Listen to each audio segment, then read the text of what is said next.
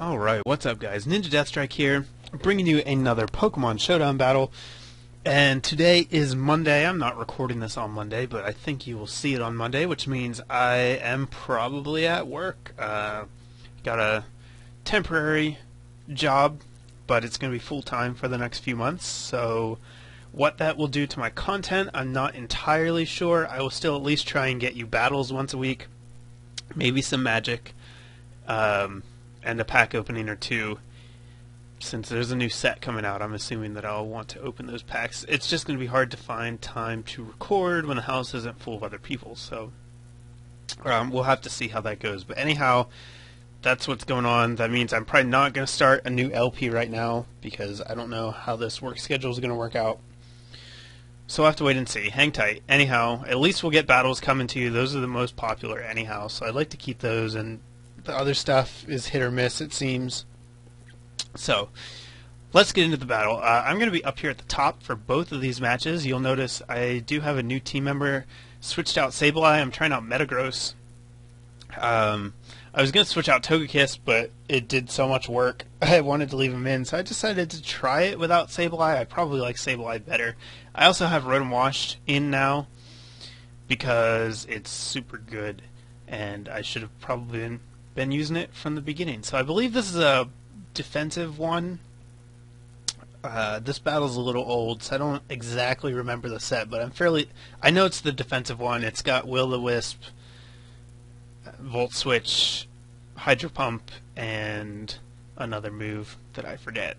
So maybe we'll see what that is. So my opponent down here has an interesting team. He's running Sand. We haven't seen a whole lot of weather teams, but he's also got the Aeron, which is not going to work without Sandstorm. So unless he keeps Hippowdon safe and keeps the sand up constantly, the Aeron's just a dead space on his team, which is what he deserves for using that thing, because, come on, lame. He also has Genesect, which for some reason is still an OU. Hopefully that won't last too much longer, but that's going to be a pain in the butt to deal with. And these guys I'm not too worried about. I feel like I can handle them pretty well. Gastrodon can be a little annoying, but hopefully I can take it down. So let's go ahead and get into the mat. Alright, so he is going to lead with Gastrodon. I'm going to lead with Spike the Rotom, kind of replace the Sableye lead. They do the same thing. They cripple things as they come in. I obviously don't have HP Grass. I believe HP Fire is the third move I have on this guy to catch things off guard. But that means I can't hit Gastrodon, so I'm just going to burn it, get some residual damage. You know, burn's not the best on a Gastrodon, but it does force him to recover more often, which is going to give me free turns in the long run. So I'm going to switch in Gengar here. He's going to go into Garchomp. I'm going to switch into Beefcake. And I take that Fire Fang nicely. He shows me that he has Stone Edge. That's scary. He misses, which honestly saves me. That definitely mattered. Had he hit me there, Beefcake dies, and he still has Garchomp. But he's going to miss, and I'm going to be able to get off a Dazzling Gleam after I live the second one, which lands. So definitely a big deal there. He sets up Stealth Rocks with Hippowdon, and there's not really anything I can do to stop that, which is unfortunate. Looks like I got rid of Starmie, so... Oh, Donphan's new too. I didn't even realize that. So I changed this team around a lot. Yeah, so I do have a chance to spin, which is fine. He's showing me that he's just content to rack up residual damage here, and because of that, it doesn't make sense for me to switch. I need to just stay in and attack him.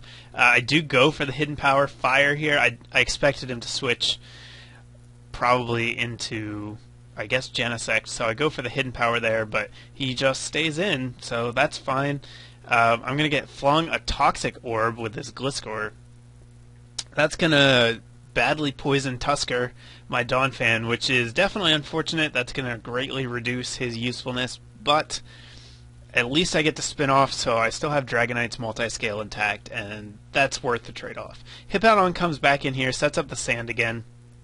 I'm going to go into Puff, completely forgetting that I don't have leftovers. I have a Lumberry, so I cannot switch into Sand and still have Multi-Scale intact. So I also make the mistake here of setting up a Dragon Claw, knowing that I was going to get Whirlwinded out. I should have just gone for Dragon Claw. 2 Dragon Claws always does more damage than a Dragon Dance and a Dragon Claw. So had I just attacked him twice there, I might have actually killed him. So definitely a series of misplays for me. Hopefully they're not going to come back and hurt me too badly, but the important thing is that Dragonite does not have multi-scale active anymore, which is going to make him much less of a threat to my opponent's team. So I just use Beefcake here as death fodder, assuming the Genesect was choiced in some way, but it is not. It switches moves, kills me with an Ice Beam. That's too bad. Gonna bring in the Shadow. Since I know it's not choiced, at least I know I can outspeed it. I hit it with a Shadow Ball for neutral damage here. Shadow Ball is actually better than Focus Blast in that case, because Bug does resist fighting, so both would have been neutral. I get a good chunk of damage on it, finish off the Hippowdon as it comes in, and now I'm just going to get some damage on this Gliscor because I know I'm going to go down. I could have switched into Rotom here, but I felt like it was better to just put pressure on the Gliscor. So I stay in Death Fodder the Shadow, and then I get a almost free switch into Spike. He is going to take damage from the rocks, but that's okay. So he's going to protect, stall for a turn of sand damage, get a little bit of health back. Luckily I land my Hydro Pump. Had I missed, that would have been bad. Here comes Aeron. I know what it's going to do because it's dumb, so I just stay in and burn it. That's going to break its sturdy, and then I could take it out with Hidden Power.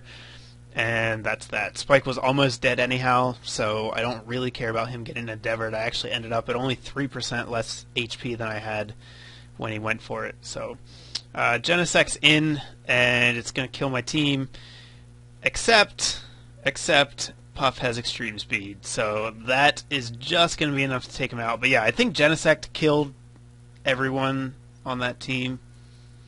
So that he's good. Why I don't know why he's OU. Please go away. But anyhow, let's move on to the second match here.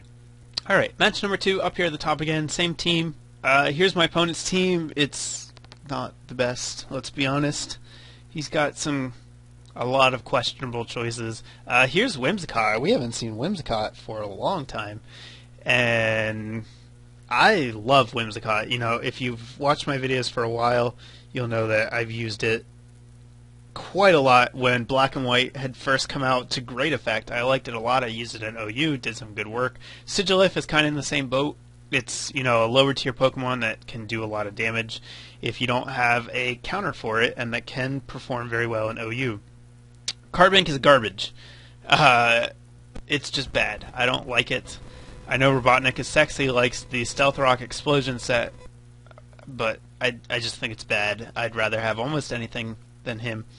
Reuniclus can be good. These guys can set up and be scary, but overall, I feel like the power level of his team is a little subpar for OU.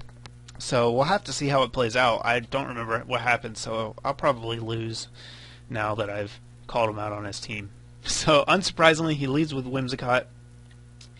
I'm assuming that's what I expected. Whimsicott makes a pretty good lead. I just go for the Air Slash here. I know it's going to hurt. He chooses to set up a sub, so that's fine. He's going to switch out into Carbink here. I'm assuming he's going to set up Stealth Rocks, so I'm going to switch into Tusker the Donphan. He actually opts to go for a Trick Room and then hits me with a Toxic. So again, Tusker gets poisoned. That's a little irritating. Here come the Stealth Rocks. I'm going to take a turn to set up my own, and I believe this turn I'm probably going to spin rather than go for an attack just to kind of scout. Yes, I do spin, which turns out to be for the better. He switches into Sigilyph, and I'm going to have to switch out here because the Toxic is really starting to rack up. So he's going to pull a double switch, go into Carbink as the Trick Room fades. And unfortunately, Sludge Bomb not quite going to get the job done. I do not carry Focus Blast on this Gengar, so I don't have the option to go for it there. Although I guess it would have been neutral damage anyhow. So never mind. I did the best thing I could, but it doesn't quite kill, even with the crit, thanks to the reduced crit damage. He's just going to explode. I'm assuming to get the most out of his Trick Room, but I really don't like that move here. Exploding versus the Gengar, since he's literally just throwing away his Carbink. Now here's a big turn. I missed the Will-O-The-Wisp on Barbaracle, and that is going to be a problem because it's really strong. It hurts a lot, and it cost me my Rotom. Had I landed that there, Rotom lives, Barbaracle's crippled, and I can basically do as I will with it. So Sigilyph is going to come in here. It's going to try and set up, and the best way to deal with Sigilyph is just attack it. Just as soon as it comes in, switch to something that hits it super effective and just punch it in the face. Don't let it set up. So that's what I'm going to do. The Shadow takes a beating from it, but it turns out this Haxorus is scarfed anyhow. So the Shadow was done for one way or the other. Whimsicott comes in. I am holding a Lumberry here, so I don't care if he paralyzes me. He chooses to go for the Encore, and he's going to miss Leech Seed, so it's going to show me that he is a sub-Leech Seed variety, which is one of the weaker things you can do with Whimsicott, in my personal opinion. I think the Stun Spore Encore, pivot switch is much better, and I definitely recommend going for that one. So I go for an Extreme Speed here in order to break his Encore lock, and I'm at +3 attack with Extreme Speed, so I feel pretty good about that. His team's kind of beat up, so I'm going to be able to do a lot of damage to a lot of things. He does have the Leech Seed, but it doesn't matter, because if I just kill his guys, he doesn't get Leech Seed recovery. He realizes what happens, and he's going to concede. So I did win. Good thing. And that is going to be the match. So hopefully you guys enjoyed this. Thumbs up if you did. Feel free to leave me a comment. Check out the links in the description, and I'll have more coming your way shortly. Later, guys.